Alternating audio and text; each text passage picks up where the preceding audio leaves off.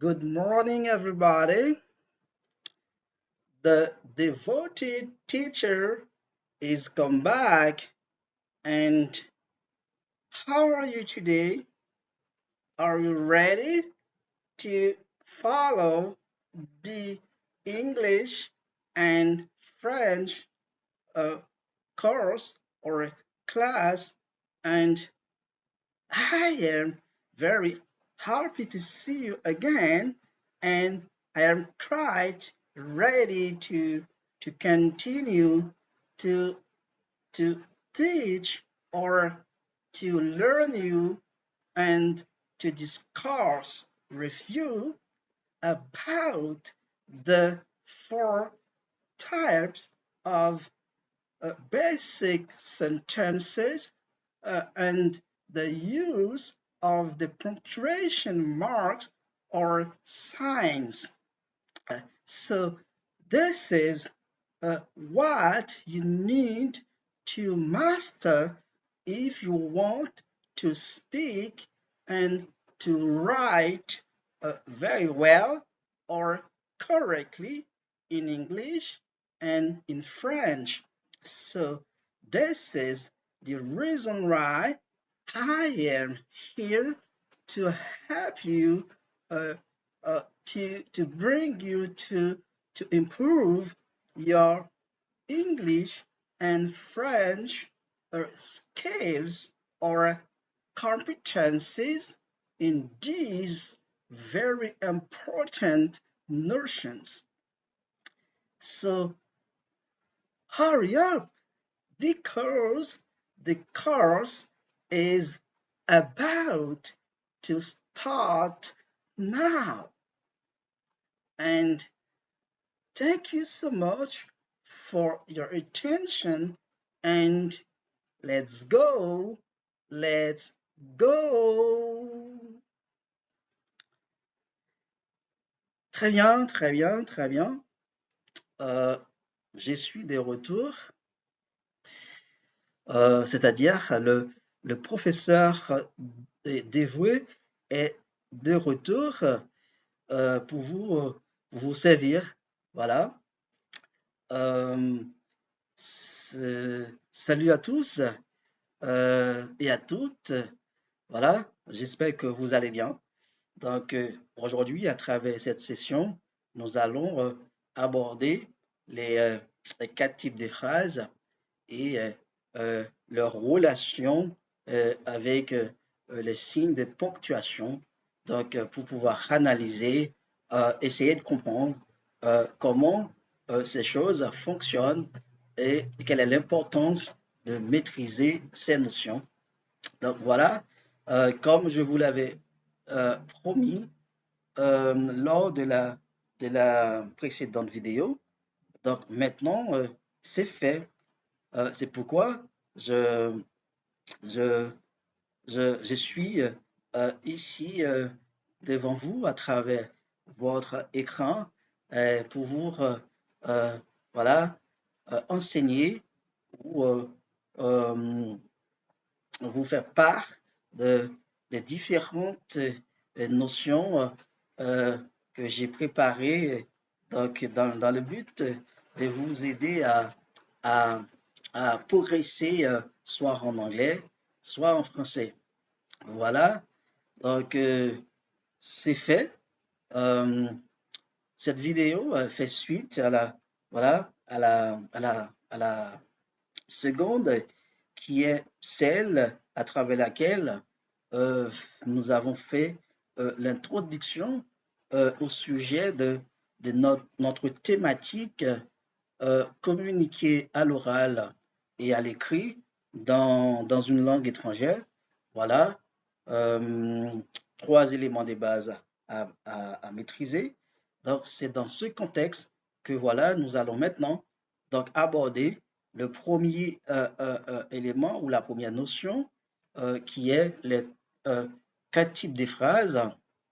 Euh, et puis, nous allons faire établir euh, quelques liens existants entre les types de phrases et les signes de ponctuation.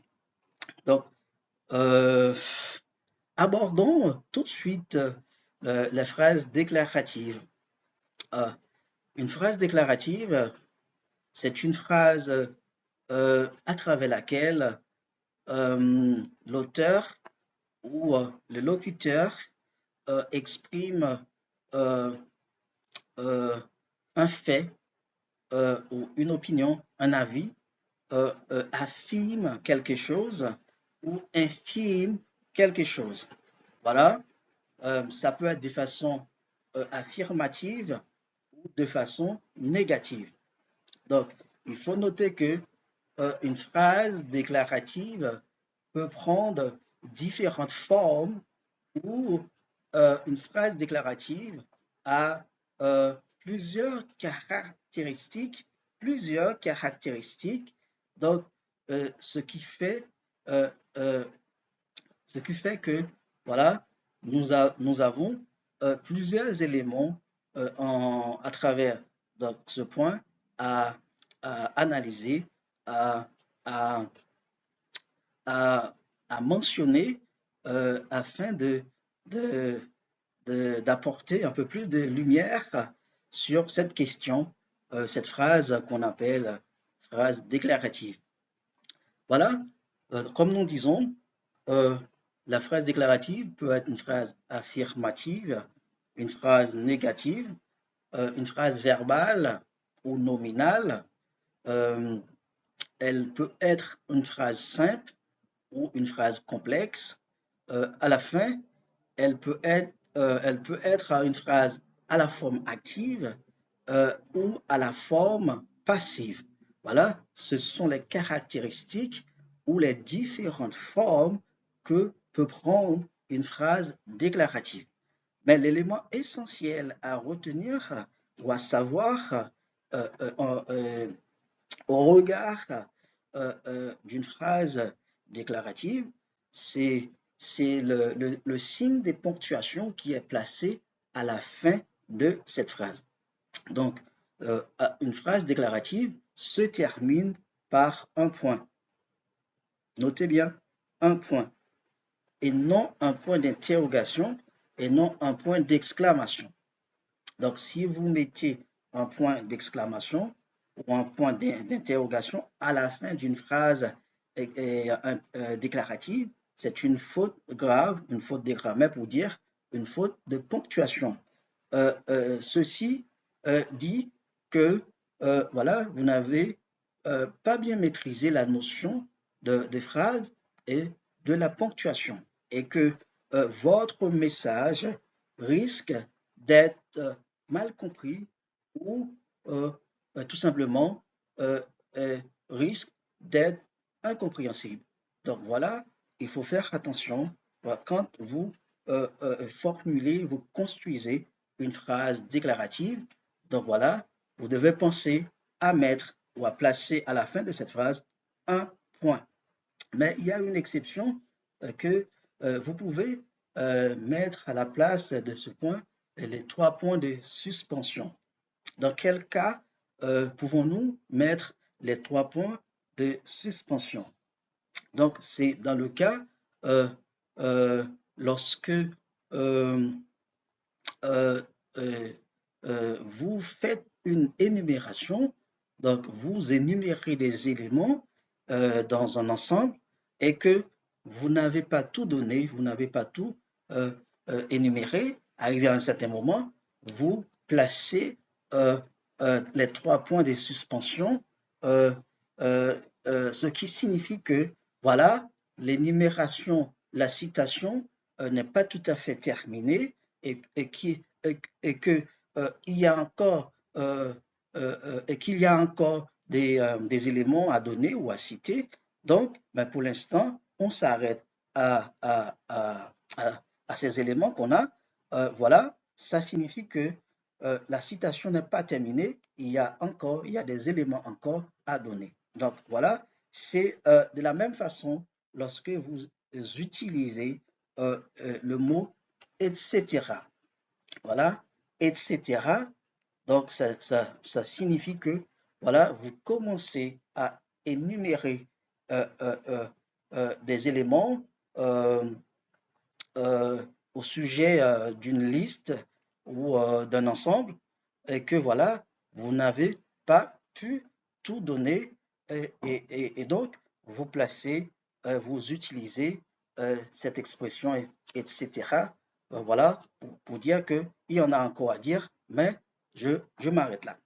Donc, c'est pratiquement pour les mêmes raisons que vous pouvez utiliser les 3 points de suspension. Voilà.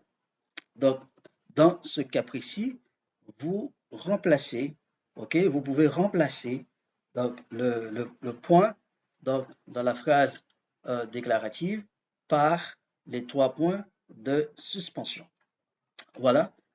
Euh, Maintenant, voyons ensemble les exemples en rapport avec une phrase déclarative. Donc, par exemple, la première phrase qu'on a, c'est je mange une pomme. Je mange une pomme, c'est une phrase déclarative, affirmative, verbale, simple et à la forme active. Pourquoi c'est affirmatif? Parce que l'auteur déclare ou affirme quelque chose. Voilà. Donc pourquoi c'est verbal? Parce qu'il y a un verbe conjugué au sein, à l'intérieur même de cette phrase, c'est le verbe manger, conjugué au présent de l'indicatif à la première personne du singulier. Donc voilà. Et pourquoi elle est simple? Parce que elle ne contient qu'un seul verbe. Ça veut dire elle a un seul verbe. Ça veut dire une seule proposition. Donc voilà. Et pourquoi, pourquoi est-elle à la forme active? Ben, c'est très simple à comprendre. Elle est à la forme active parce que c'est le sujet je, le pronom personnel sujet à la première personne du singulier qui fait l'action de manger. Ça veut dire c'est la personne qui parle, c'est le locuteur qui fait l'action exprimée par le verbe. Donc, je, le pronom personnel sujet, donc fait l'action de manger. Par conséquent, la phrase est une phrase active. Donc, dans une phrase active, donc c'est le sujet qui fait l'action exprimée par le verbe. Donc voilà, mais cette même phrase affirmative peut être transformée en phrase négative. Donc à ce moment-là, on va y ajouter 2 éléments de négation ou deux adverbes de négation, tels que soit ne pas, ne plus, ne guère, ne point, ne jamais. OK? Je ne mange jamais de pommes. OK? Je, je, je ne veux, je mange plus de pommes. Je ne mange pas de pommes. OK? Euh, donc voilà, ce sont des éléments, des négations qu'on peut introduire à l'intérieur d'une phrase à la forme affirmative pour qu'elle devienne une phrase déclarative négative. Maintenant, si on veut avoir quelques traductions en anglais, par exemple, si on veut traduire donc qu'on mange pas de pommes de manière générale, ça veut dire quelle que soit la variété des pommes. Donc on peut dire donc uh, I don't eat apples. À ce moment-là, vous ajoutez un s donc au mot apple. Donc voilà pour dire que ce sont toutes les pommes que vous ne mangez vous ne mangez pas. Voilà. Donc, je mange une pomme à la forme négative. OK. Je ne mange pas des pommes. On peut dire également en anglais, I don't eat any apple. OK. I don't eat any apple. Voilà. I don't eat uh, apples anymore. Ça veut dire, je ne mange plus de pommes de manière générale, globale. Voilà. Donc, maintenant, revenons à notre exemple donc, pour voir quelle est la traduction en anglais. Je mange une pomme. Voilà, en anglais, nous avons I am eating an apple. Voilà, apple. I am eating an apple.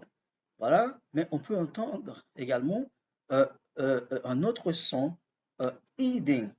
Eating, donc à ce moment-là, ça nous renvoie à la version américaine ou l'accent américain. Donc on entend souvent parce qu'eux, ils ont tendance à prononcer de à la place de t. Voilà le son de la lettre D à la place du son de la lettre T. Voilà. I am eating an apple. OK? Donc, généralement, les natifs font une sorte de liaison, font la liaison avec certains mots pour aller plus vite. OK? I am eating an apple. I am eating an apple. Voilà. I am eating an apple. Donc, voilà. C'est une phrase verbale, mais il y a une question à se poser. On peut se dire, mais pourquoi en anglais la phrase est à la forme progressive? Elle est à la forme progressive parce qu'en anglais, donc quand une action se passe au moment où l'on parle, donc on utilise la forme progressive. Avec cette formule donc, qui est celle-ci, euh, auxiliaire be plus base verbale plus ing. Ok? On prend l'auxiliaire be, to be, voilà, et ensuite la base verbale, par exemple le verbe lexical, to eat, plus ing. Donc ça nous donne I am eating an apple. Donc voilà, mais en français, nous avons deux formes. Nous avons la forme simple, le français, pas le français, le présent simple. Donc, et on peut également utiliser l'expression être en train de. Voilà, en train de. Voilà, en train de faire quelque chose. Donc, c'est aussi valable en français. Donc, on peut dire je suis en train de manger une pomme. Voilà, et ça veut dire la même chose si on dit je mange une pomme en ce moment ou en ce moment, je suis en train de manger une pomme.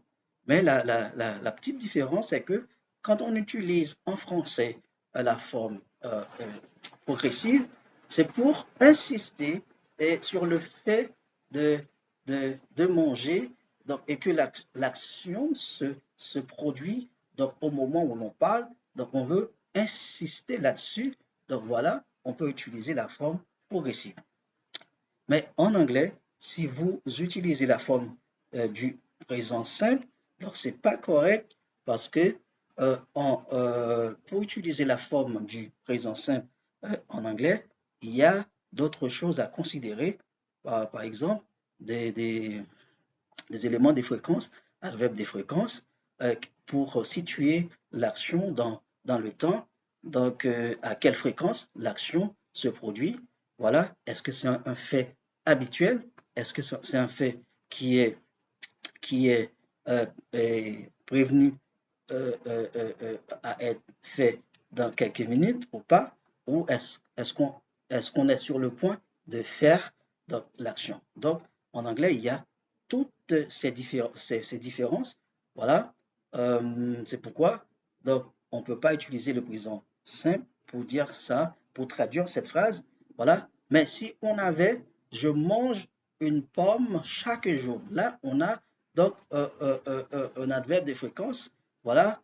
Donc, un élément qui détermine à quelle fréquence l'action se fait. Ça nous donne une action qui se fait donc, habituellement. Ça veut dire c'est un fait habituel, c'est voilà une action qui est faite de manière régulière. En anglais, oui, maintenant, on peut utiliser le présent simple. On peut dire every day I ate an apple. OK? I ate an apple every day, ok? I ate an apple every day. Parce que maintenant, oui, donc l'action est située dans le temps, donc ce qui nous donne donc une idée de à quelle fréquence donc on fait cette action de manger. Voilà. C'est la nuance qu'il y a entre le français et l'anglais. Voilà. Nous avons le jour et la nuit. C'est une phrase nominale. Voilà, simple. Ça veut dire la phrase n'a pas de verbe. Il y a la nuit, le jour, et il y a une conjonction de coordination. Voilà, et qui lie les deux groupes nominaux. Le premier est formé d'un déterminant, ça veut dire un article défini, jour, le, donc, et le second, là encore, un déterminant qui est un article défini. Voilà, jour, c'est un nom, donc il n'y a pas de verbe, c'est une phrase nominale. Donc, ça nous donne en anglais day and night. Day and night. Voilà. Ici, ensuite, nous avons the dog of my neighbor. The dog of my neighbor. Donc, voilà, ça nous donne une phrase nominale parce qu'il n'y a pas de verbe. On peut avoir également la forme possessive. My neighbor's dog. My neighbor's dog. Voilà, c'est encore une phrase nominale.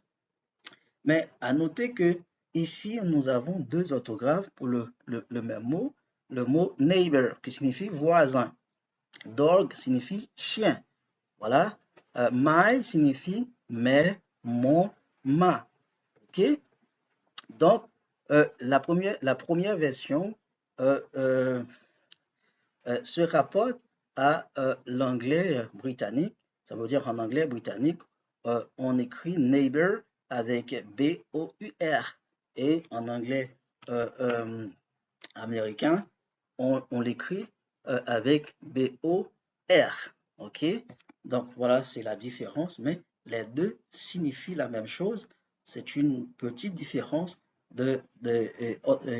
d'orthographe. Voilà. Donc, nous avons une autre phrase. The black cat ate the meat. The black cat ate the meat. Voilà. Cette phrase, c'est une phrase simple, verbale, et à la forme active. Pourquoi? Elle est simple parce qu'il y a un seul verbe. Elle est verbale parce qu'il y a un verbe conjugué au prétérit, ça veut dire au past tense en anglais, preterite, donc en anglais.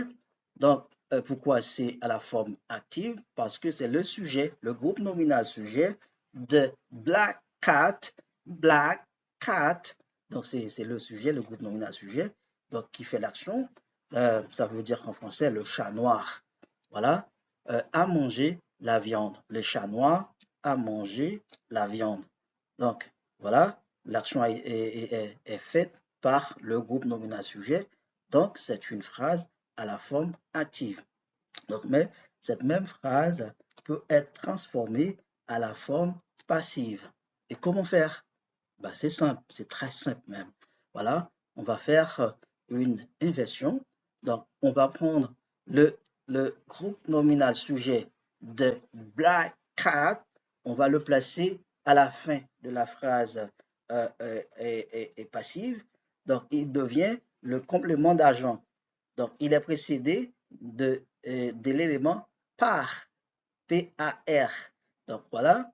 Et on va prendre le, groupe nominal, par le groupe nominal, pardon, le complément d'objet direct de meet, de la phrase active, on va le placer en tête dans la phrase passive et on va garder le verbe à sa place, mais à la seule différence, on ne va pas utiliser la forme du prétérit ate, on va prendre de préférence le participe passé du verbe lexical to eat, ça nous donne eat, ate, eaten. Donc, eaten, c'est le participe passé du verbe to eat. Donc, en anglais, on dit past participle. Past participle. Voilà.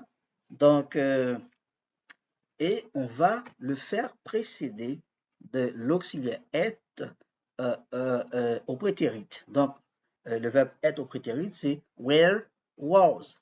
Donc, was, where.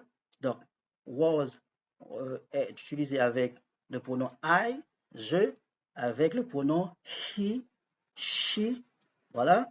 Et where est utilisé avec le pronom you et we et they. Voilà. Donc, à la forme passive, c'est le sujet qui subit l'action et on a un verbe conjugué à la forme composée. Donc, le participe passé est précédé de l'auxiliaire être. Donc, si le verbe de la phrase active est au présent, on prend l'auxiliaire être au présent. Donc voilà, c'est pourquoi ici nous avons cette forme was eaten. Eaten, c'est le participe passé du verbe to eat et was, c'est le prétérit du verbe to be. Voilà. Donc, comme le groupe nominal de meat est au singulier, donc on utilise l'auxiliaire be au singulier qui est was. Donc, the meat was eaten by the black cat.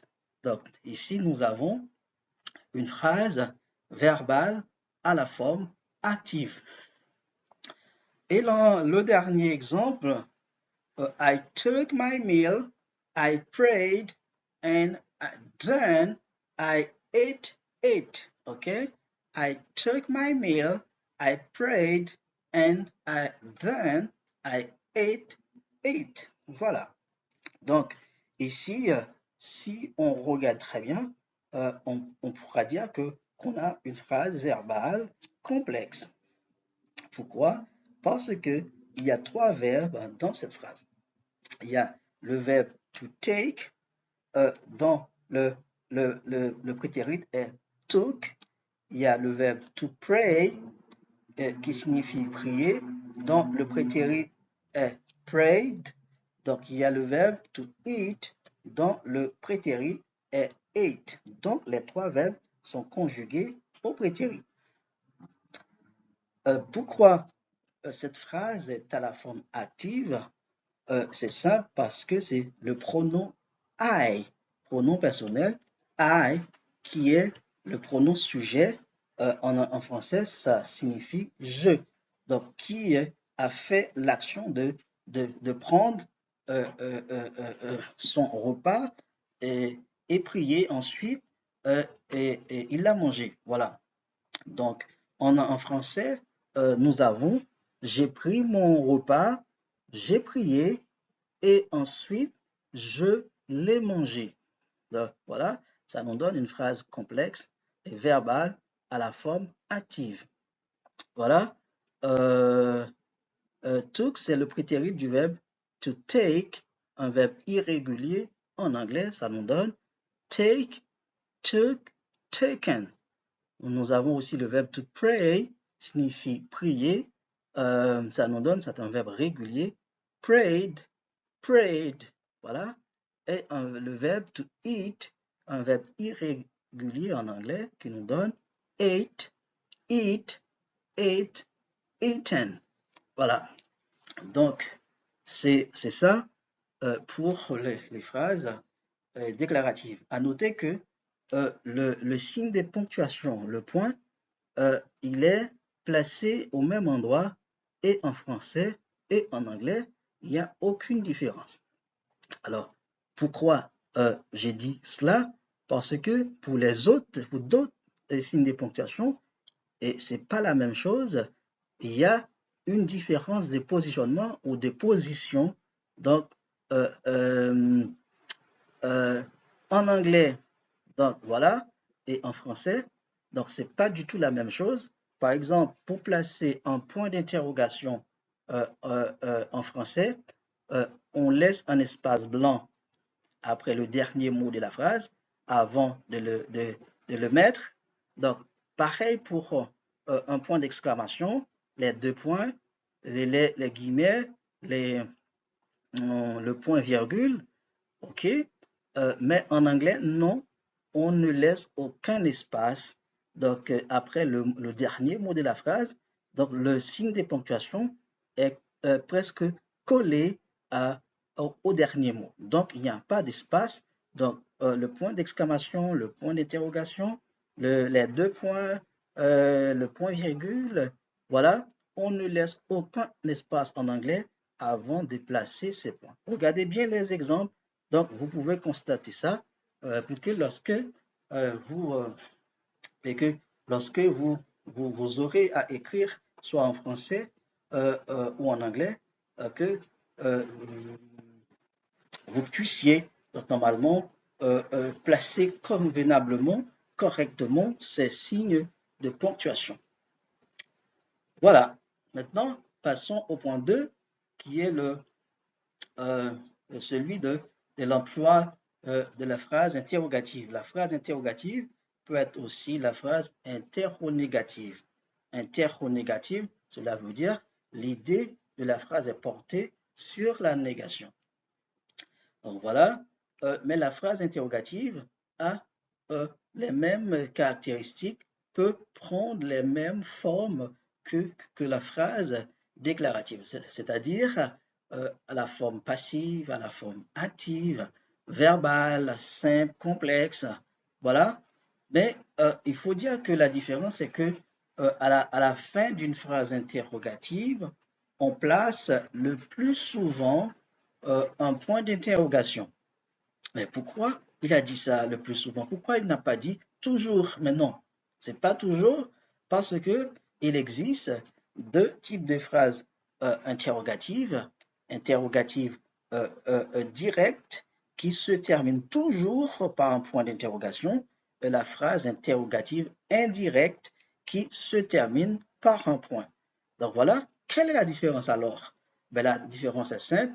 On parle d'une phrase interrogative directe lorsque la question est posée à quelqu'un d'autre, lorsque le locuteur ou la personne qui parle pose la question à une autre personne que, que lui-même ou qu'elle-même. Donc voilà. Donc, par exemple, si je pose une question à Jean, donc ma question est une phrase interrogative directe. Par exemple, Jean, veux-tu manger? Donc, j'adresse ma question à Jean, ce qui fait de cette phrase une phrase interrogative directe. Donc, qu'en est-il de la phrase interrogative indirecte? Ben voilà, c'est encore simple, très simple. Donc, c'est lorsque la personne qui parle se pose la question, donc s'adresse la question, voilà, adresse la question à elle-même. Donc voilà, exemple, je, je me demande pourquoi je dois le faire. Je me demande pourquoi je dois le faire. Donc c'est une question, mais je me pose cette question. À ce moment-là, cette phrase est une phrase interrogative indirecte. Ok? Je me demande pourquoi moi. Je me demande pourquoi je souffre autant. Donc je me parle à moi-même, je me pose la question. La phrase est une phrase interrogative indirecte. Par conséquent, cette phrase se termine par un point et non un point d'interrogation. Mais il y a deux autres aspects qu'on peut considérer lorsqu'on parle d'une phrase interrogative. Par exemple, il y a l'aspect à valeur totale et à valeur partielle. Donc, une phrase interrogative peut être à valeur totale ou à valeur partielle. Quand est-ce qu'elle est à valeur totale? Quand est-ce qu'on peut parler d'une phrase interrogative à valeur totale? Eh ben, c'est lorsque la question qui est posée doit être répondue soit par oui, soit par non. Donc, pour répondre à une question et qu'on doit utiliser soit oui ou non. Donc à ce moment-là, cette question, donc c'est une phrase interrogative à valeur totale. Donc exemple, Jean, veux-tu manger? Voilà, Jean doit répondre oui, je veux manger ou non, je ne veux pas manger. Voilà, en anglais, ça nous donne John, do you want to eat? John, do you want to eat? Ben, voilà, la réponse est yes, I do. Yes, I want to eat. Ou à la forme négative, no, I don't. No, I don't want to eat. Voilà, c'est une phrase interrogative à valeur totale. Donc maintenant, un exemple d'une phrase interrogative à valeur partielle. Donc, ce que vous devez faire quand elle est à valeur partielle, c'est que donc, vous n'avez pas besoin de répondre ni par oui, ni par non. Il suffit de donner une réponse partielle, ça veut dire un élément de réponse quelconque, voilà, qui soit approprié à la question, qui pourrait satisfaire quand même la personne qui a posé la question. Donc voilà, vous n'avez pas besoin de répondre ni par oui, ni par non. Par exemple, euh, on a cet exemple. Pourquoi es-tu venu? C'est une phrase interrogative à valeur partielle. Parce que généralement, avec les pourquoi, on répond par parce que. Voilà, on n'a pas besoin d'utiliser ni oui ni non. Voilà, pourquoi es-tu venu? Je suis venu parce que je voulais te voir. Voilà, euh, parce que j'ai besoin de te voir. Voilà. Euh, en anglais, ça nous donne Why did you come? Why did you come? Okay. I came, sorry, I came because I, I, I wanted to see you, or I need to see you. I need to talk to you. Okay. I came because I need to talk to you. Okay. I need to see you. Okay. This is very important. Donc voilà, c'est une phrase à valeur partielle. Donc,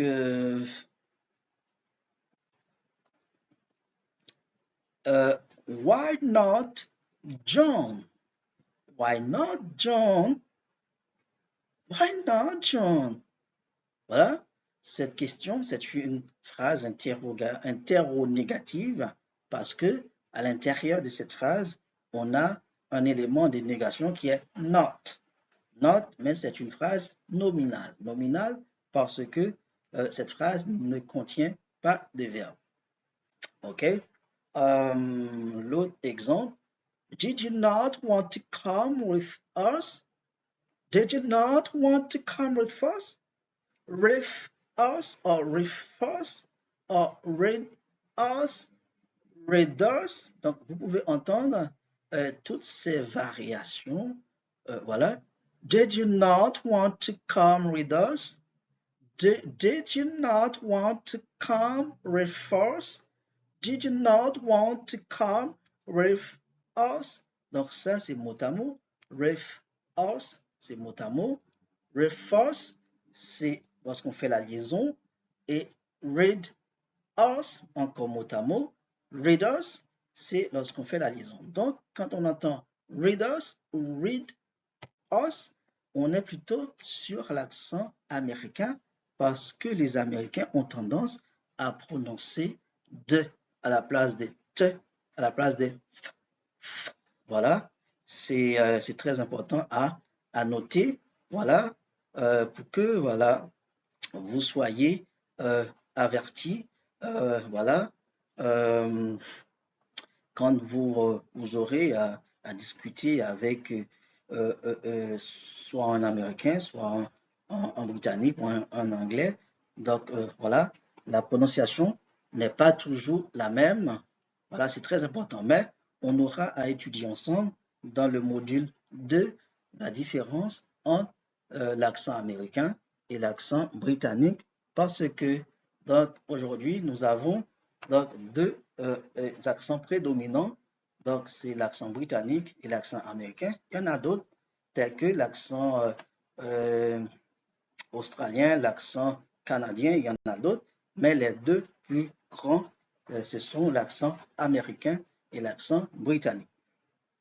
Donc maintenant, passons à l'exemple 3, qui est la phrase exclamative. Une phrase exclamative, c'est une phrase qui exprime soit de la douleur, de la rage, de la colère, l'amour, l'admiration, l'exaltation, la surprise, l'étonnement, euh, la beauté, les souhaits, le compliment. Voilà, l'ensemble de ces choses, de, voilà, quand vous voulez exprimer ces différentes choses, vous devez obligatoirement utiliser une phrase exclamative, mais vous devez également placer à la fin de ces phrases exclamatives un point d'exclamation. Donc, il ne faut pas oublier, donc une phrase exclamative se termine obligatoirement par un point d'exclamation. Donc, mais elle peut prendre aussi les mêmes formes que les phrases précédentes. Ça veut dire une forme verbale, active, passive, simple, complexe. Voilà. Nous avons quelques exemples. Quelle jolie fille! Quelle jolie fille! Voilà, c'est une phrase exclamative donc, qui est portée sur l'admiration. Donc, l'auteur se met à admirer la fille, soit par sa beauté, soit par sa façon de s'habiller, de se coiffer, ou par son sourire, ou par tout son être. Voilà. En anglais, nous avons What a pretty girl! What a pretty girl! What a pretty girl! Voilà. Alors, quand on entend pretty, pretty, donc là, on est sur l'accent britannique. Quand on entend donc pretty avec de. What a pretty girl. What a pretty girl. Donc voilà, à ce moment-là, on est sur l'accent américain. Donc, wow, je suis si excité. Je suis si excité, hein? Ah, je suis excité, hein? Si excité. Voilà. Donc, par rapport à telle ou telle chose, ou voilà, c'est un sentiment, on ressent un sentiment fort d'émotion. Voilà. Donc, à ce moment-là, on exprime ça à travers une phrase exclamative et juste après, on place un point d'exclamation. À noter que le point, avant de placer le point d'exclamation, on laisse un espace blanc juste après le dernier mot. Donc, ce qui est différent en anglais, on ne laisse aucun espace. D'accord? Wow! I am so excited! I am so excited! Là, on entend did. Excited. Là, on est sur l'accent américain. Et quand on entend I am so excited. Excited. Donc là, on est sur l'accent britannique. Very good. Very good. Very good. Donc, vous entendez? Ce n'est pas good, c'est good. Very good. Voilà, c'est pareil.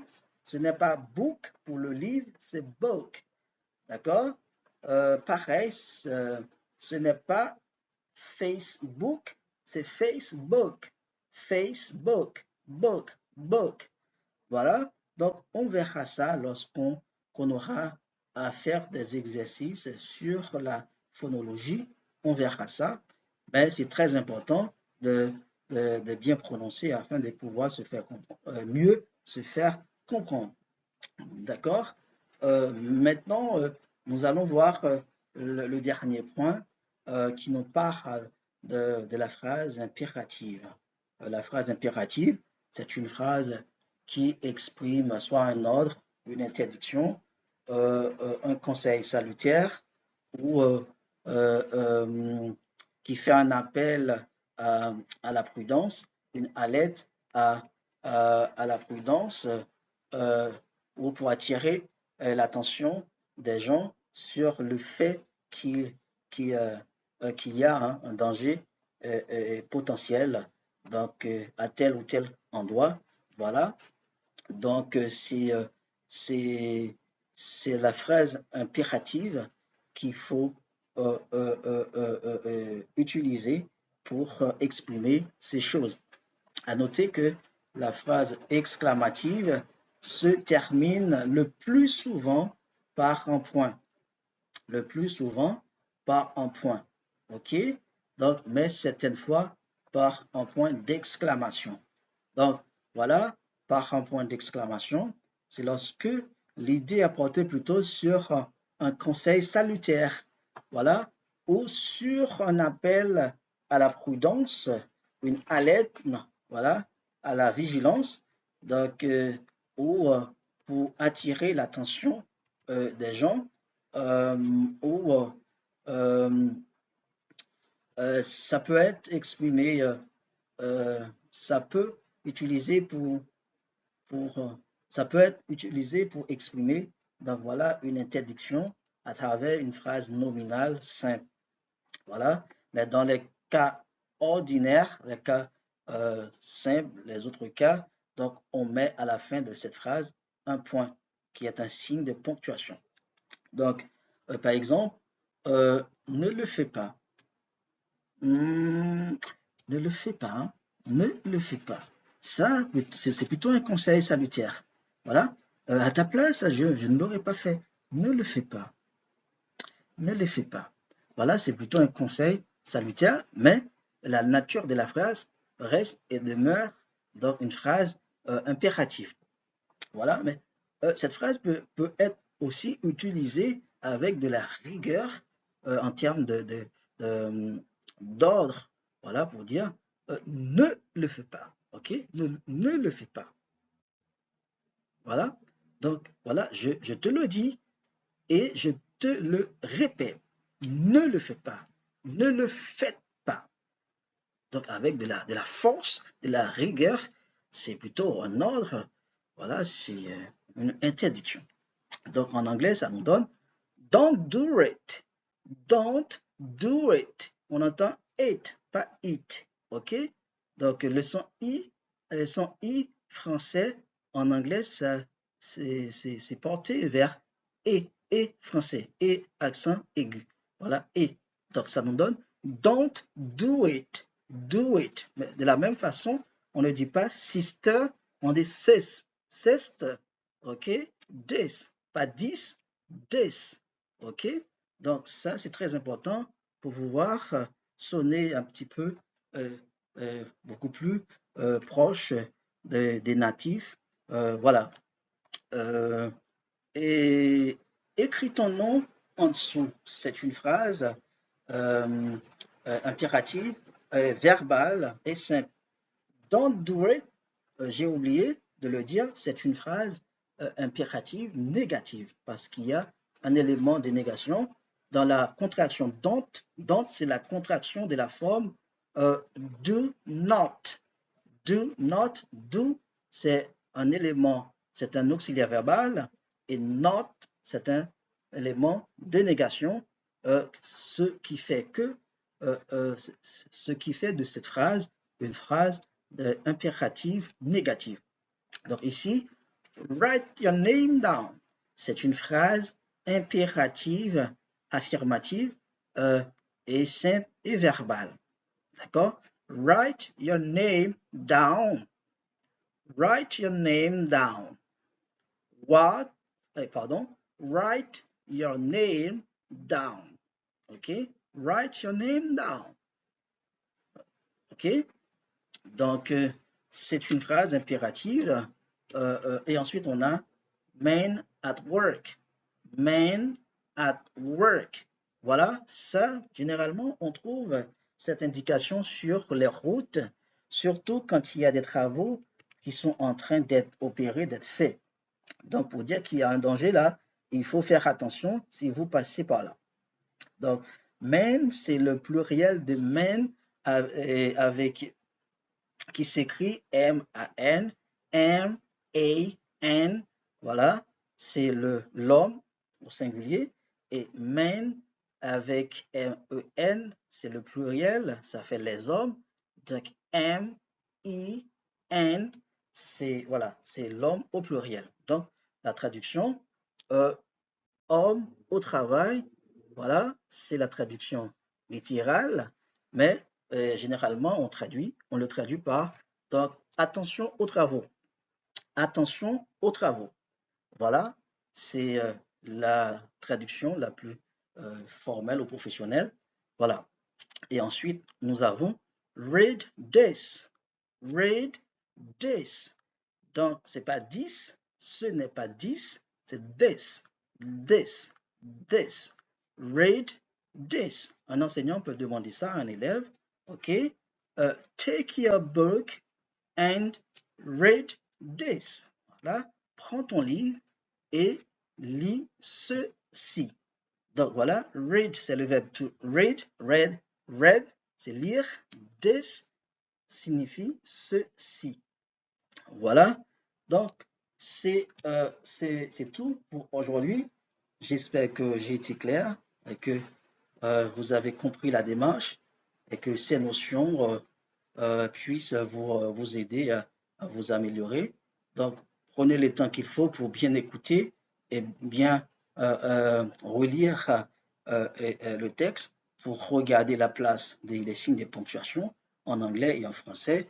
Donc, essayez de mémoriser, de retenir l'essentiel pour lorsque vous euh, et que lorsque vous aurez à écrire ou à prendre la parole, soit en français ou en anglais, donc vous puissiez produire des phrases plus ou moins correctes, convenablement, voilà, et que vous puissiez vous faire mieux comprendre à travers vos messages. Voilà. Si vous avez des questions, des suggestions ou des remarques à faire, ben ok, donc il y a la rubrique commentaires, donc il n'y a aucun problème. Voilà, je fais ça en toute démocratie et tolérance. Il suffit quand même d'avoir un peu de respect mutuel, voilà. Et puis c'est ok, voilà, parce que c'est l'objectif. Je fais ça pour partager avec vous, pour vous aider à avancer. Voilà, c'est le partage des connaissances. Donc, merci beaucoup pour votre attention. Thank you so much for watching and for paying attention. So, see you soon. Ciao. Bye. Bye. Goodbye.